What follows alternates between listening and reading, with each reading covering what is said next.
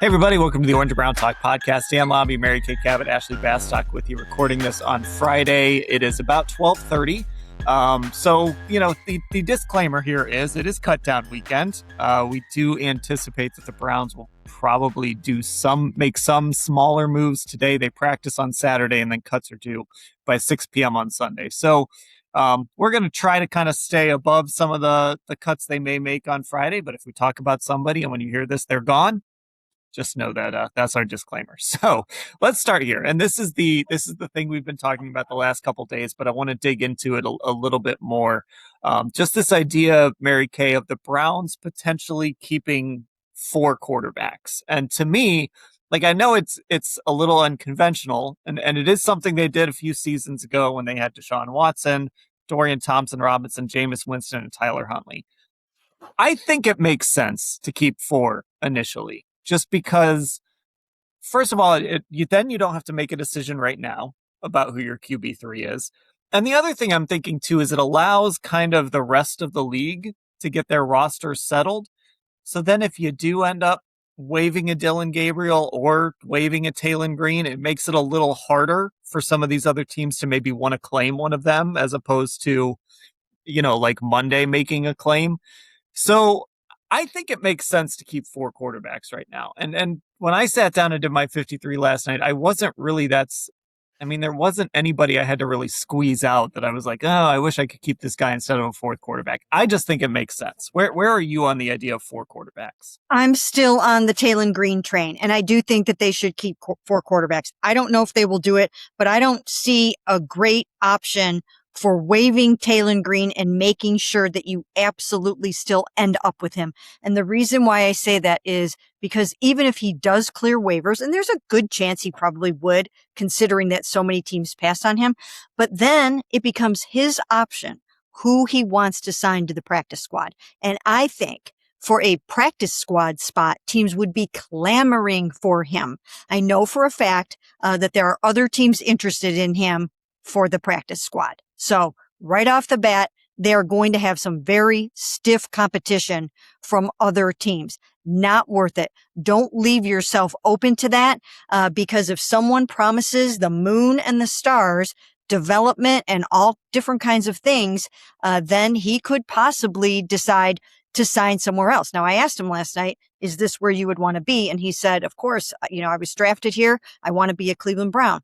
But that can change and that can pivot depending on what coach you're talking to and who has ties to you and what's in front of you on that roster and what kind of system they run, right? So I think this scheme is perfect for him. I think this team has the ability to develop him. I think they really like him. They drafted him, and I think they need to keep him. And who knows exactly what's going to happen with Dillon Gabriel. Right now, I think he's the number 3 quarterback.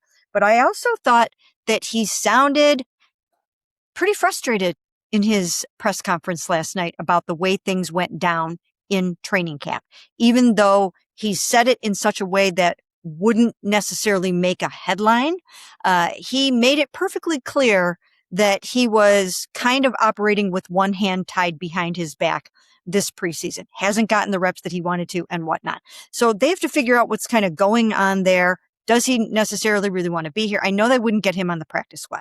If they waive him, that's it. He's not coming back unless they put him on the 53. He's not going to sign to the Browns practice squad. He would go elsewhere. So I would keep both of them unless it seems like Dillon doesn't want to be here from what has transpired and maybe somebody makes you an offer that you can't refuse, then maybe you move him that way. But for my money right now, I'm keeping Taylen and I'm finding something for him to do as soon as I can.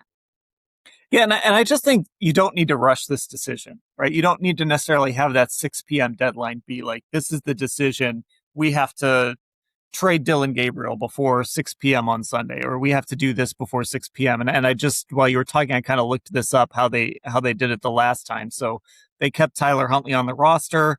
They kind of looked around for trade options, and then it was August 29th. I don't remember exactly when cutdown day was that year, but on August 29th, they finally just released Huntley and brought back Dante Foreman, the running back. So again, I just think it makes sense, Ashley, to let this play out a little bit. You have room for all four. You don't have to have all four on your roster, September 12th, the day before the season starts. It can change. But if you did decide to waive one or cut one, it might be a little easier after, again, like I said, after teams have kind of settled their rosters and they've kind of settled on what they want things to look like in week one, to maybe get a guy through waivers and get him onto the practice squad. I just wouldn't let this deadline dictate what I do. I wouldn't either, and I still stand by what Mary Kay said. I would try to keep Taylen Green. I don't think you're going to want to get rid of him. I'm not confident that he would clear waivers immediately. So I think it's worth doing. And again, there is precedent for this. They did this in 2024. They held on to four as long as humanly possible until there was a lack of a deal that they thought would materialize that ended up not materializing. And I mean, I was joking last night because someone replied to me in my initial 53 prediction that I wrote during the game last night, and I had four, and somebody said, well, it's not really normal for teams to keep four quarterbacks. And I said, counterpoint, when has the Browns quarterback situation lately ever been normal? It hasn't been. And I think you have this different combination of guys. You have guys with different skill sets. I think both Dillon and Taylen played well last night. And I think somebody with Taylen would bet on those traits. And I think, quite honestly, after playing around with the numbers, I can live with the rest of the roster that I sort of had materialize by taking that extra spot from either, I don't know, if you'd want to keep a sixth linebacker or a sixth receiver or a sixth corner.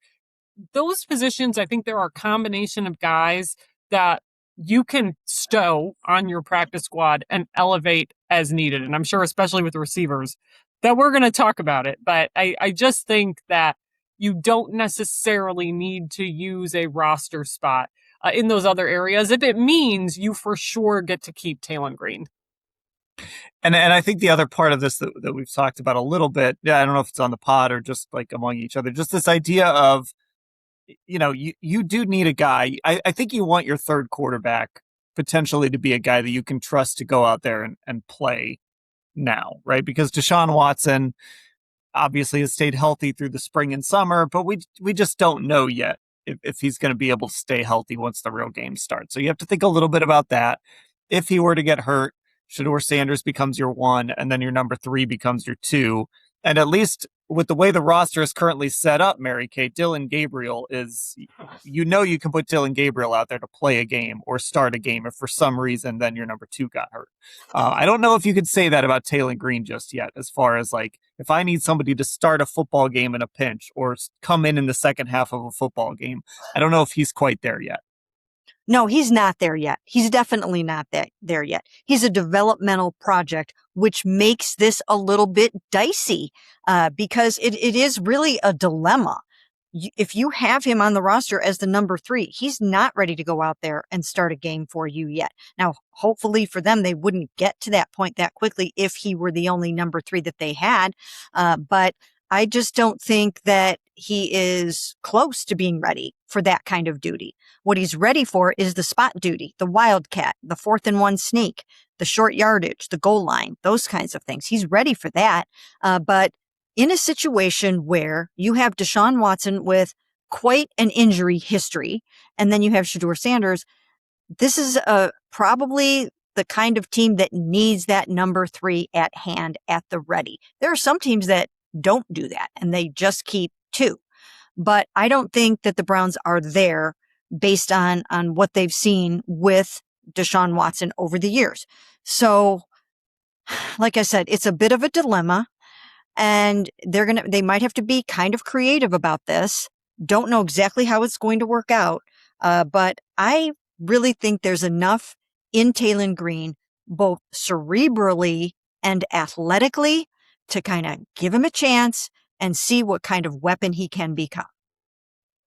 Okay, so Ashley, you mentioned it. Let's talk through a couple other sort of decisions and positions here. And let's go to that receiver room. You had mentioned the idea of keeping five. So just to kind of lay out what they have as of recording this, Your locks would be Isaiah Bond, Denzel Boston, Casey Concepcion, Jerry Jeudy. And I mean, I think we all agree Tylan Wallace is a lock to make this roster. The guy that they brought from Baltimore, who obviously was with Todd Monken there, who has been really good for them all camp. So I think those are your five.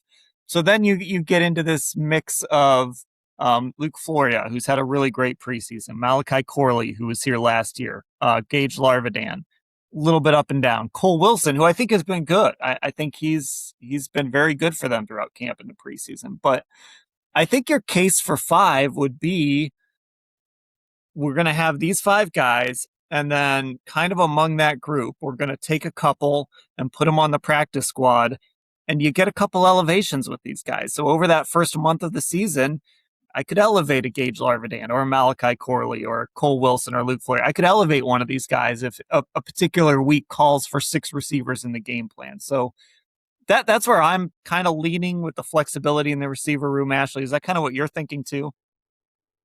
Yeah, I think there is always, it seems like, with the receiver group, we joke about this, like the guy that Browns fans fall in love with in training camp. And it's like, oh my God, I can't believe he didn't make the initial 53.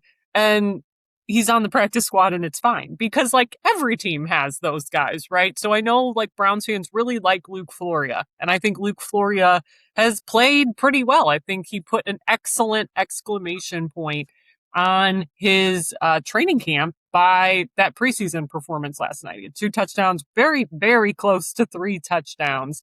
And I think he has good chemistry with Shedeur Sanders, much like Gage Larvidan does.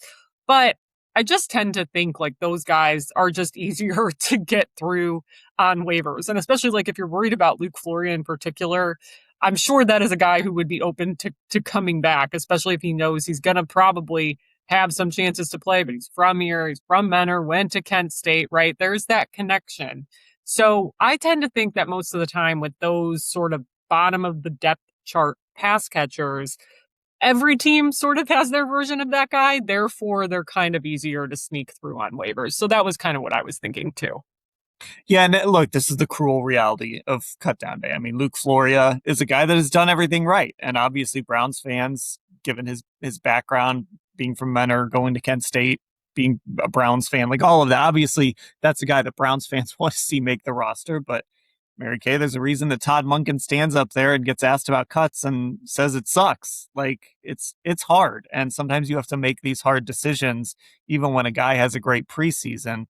I don't know how you feel about the idea of only 5 receivers and maybe getting creative with your practice squad and elevations, or would you pick one of those guys, whether it's Gage or Cole Wilson or Luke Floyd, whoever, would you pick one of those guys to be a 6th?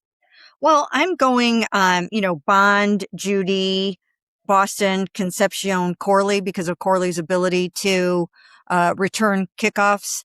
And so I don't know if they would consider him to be more of a special teams allotment, which would open up another receiver spot there. So not sure how that would go, because in that case, then you could also put Wallace here.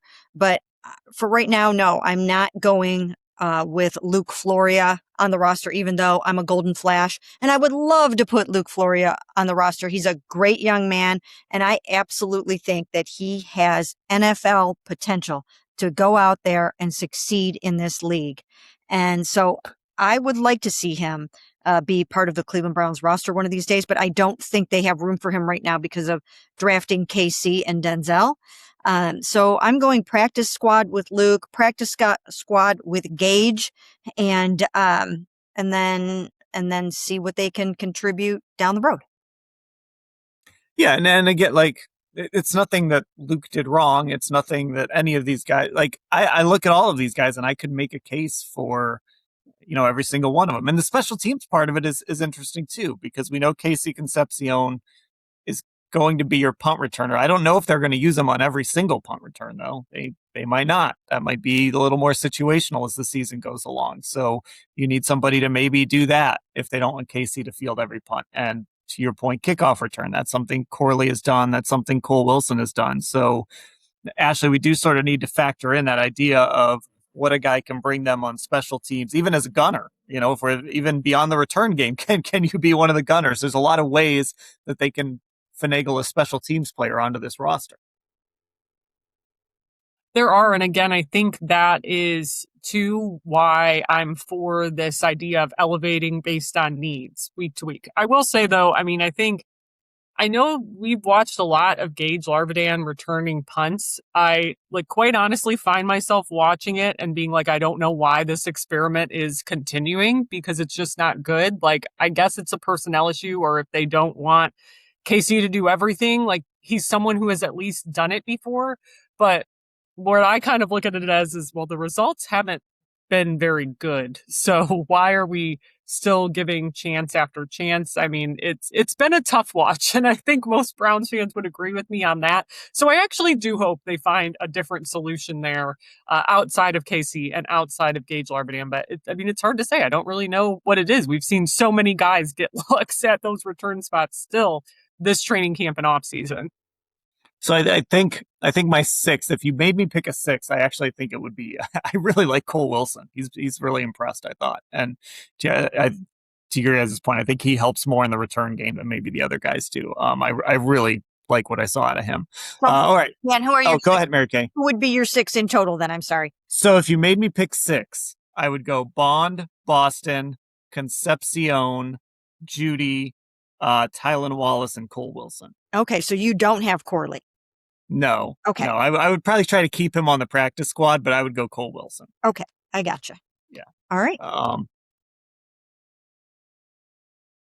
Okay, so let's talk. I have a kind of weird offensive line question because this guy has had a pretty good 2 weeks here playing right guard all of a sudden.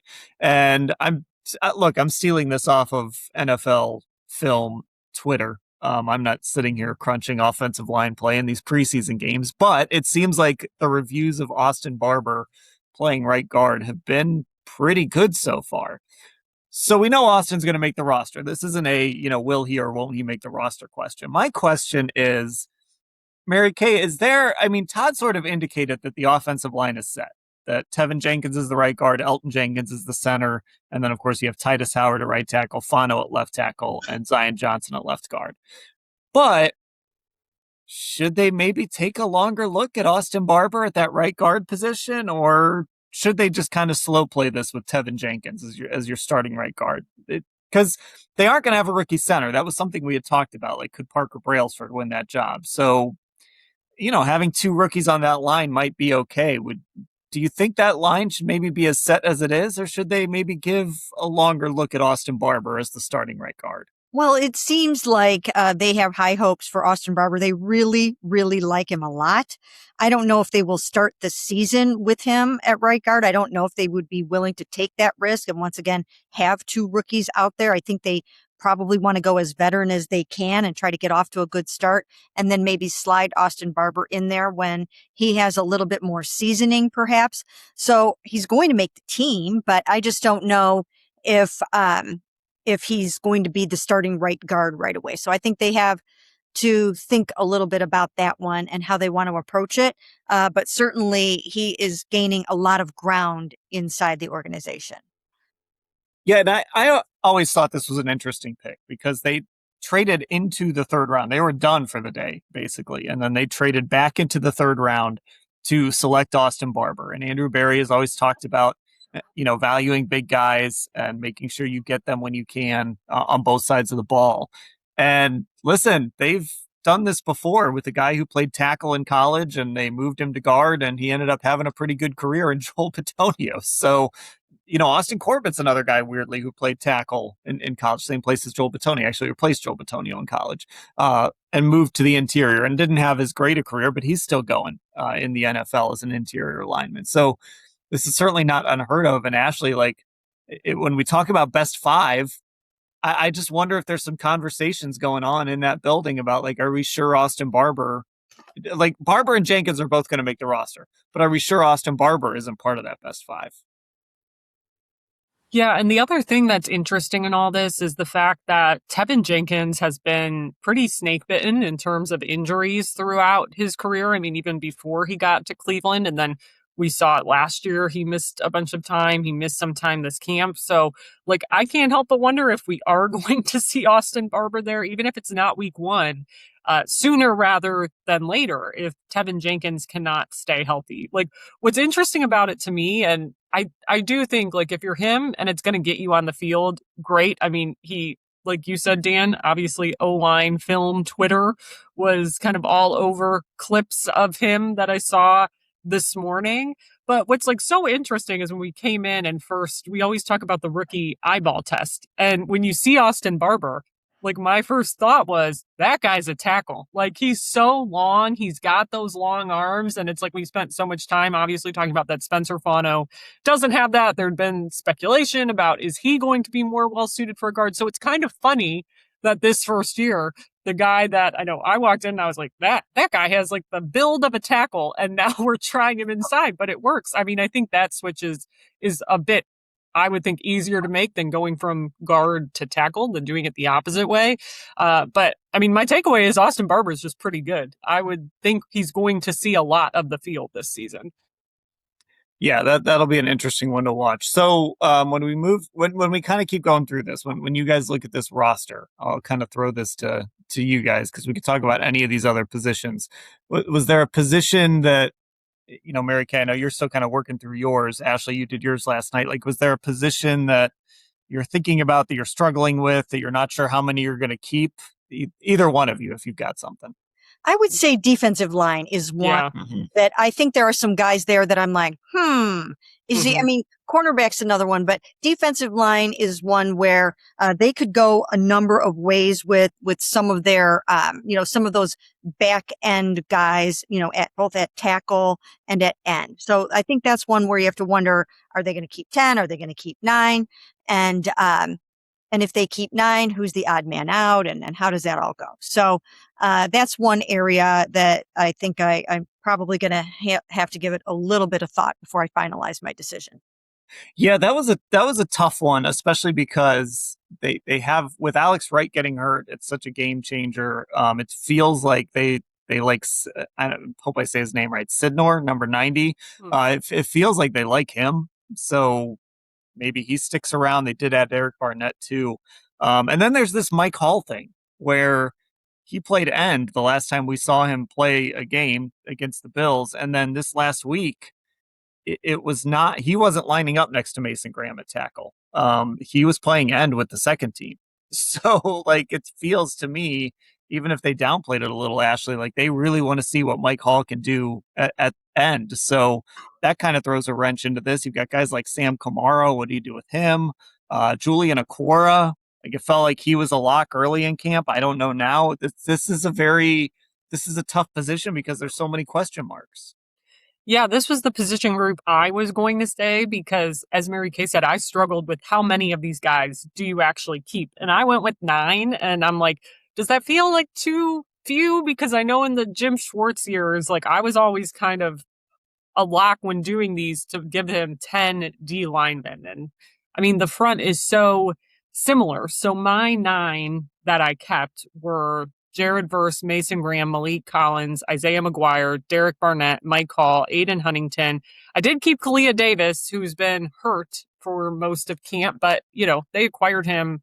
Did they trade for him or get him in free agency? I don't even remember now. They signed him. But yeah, but he's that veteran sort of Shelby Harris role. I imagine they, sort of envision that for him still. And then I did keep Julian Okwara. I didn't feel like he did enough to get knocked out. But that means Sam Kamara, I don't know exactly what you're going to want to do with him. I know in the past, like he's been like Aiden Huntington, one of those guys that they will play inside or outside. They'll move him around a little bit. So I'm curious how much they would value that over what Julian Okwara gives them. But I did leave him off given recent injuries right now. And I don't know, that was, another spot I kind of looked at when I kept 4 quarterbacks. And I'm like, okay, you're potentially sacrificing a spot here or at receiver or a 6th corner or a 6th linebacker, depending on how you're looking at it. Yeah, and I did end up keeping 10. I had Kamara and Aiden Huntington on the roster. And then it was mostly, I didn't know what to do with Kalia Davis, right? That's what makes this hard, Mary Kay. We don't know, is he going to be just good to go. And it's the same with Michael Burton, the fullback. Like, he hasn't practiced all camp, but do they just love Michael Burton enough that it doesn't matter? He's going to make the roster. It's the same deal with Kalia Davis. Like, doesn't matter that he didn't practice all camp. If he's healthy and ready to go, he's going to be out there and on this roster to start the season. So, we don't have definite answers on those guys. So I ended up with 10, mostly because I kept both Huntington and Kamara. And like I said, I did not have Kalia Davis on here, but that's where this gets tricky, is trying to kind of figure that stuff out. It really is tricky. It is. And imagine having to be Andrew Berry and letting go some guys that you really feel like can help you. It's got to be very tough. And I asked Todd Monken about it last night, and he was talking about just even emotionally how difficult this is. But yeah, it's tough. But the good news for the Browns is they actually have some good players that they have to let go of. And that speaks to roster health and roster depth. So they are getting to that point where other players that they let go of could end up somewhere else. Yeah, and that's the other thing I wanted to talk about. Like, having to make hard decisions about players that even you drafted, like Cedric Tillman. I think we all think DeJuan Jones is going to make this team, but I don't know what his future is beyond this year. A guy you drafted and liked. Having to make hard decisions means your roster is going in the right direction. And so, Ashley, I think this is a good thing that there are some real debates here about guys who in previous years, maybe they would have been shoo-ins. Like, this time a year ago, no one would have thought that Ced Tillman wasn't going to be on the roster. Now, all of a sudden, he's waived before the final preseason game. So I think that tells you that they are going in the right direction, that we have to sit here and talk about, well, how many safeties are they going to keep? I don't know. I like a few of these guys. Same with linebackers. So this is a healthy roster. This is what it should look like. You should be making really hard decisions on cutdown day.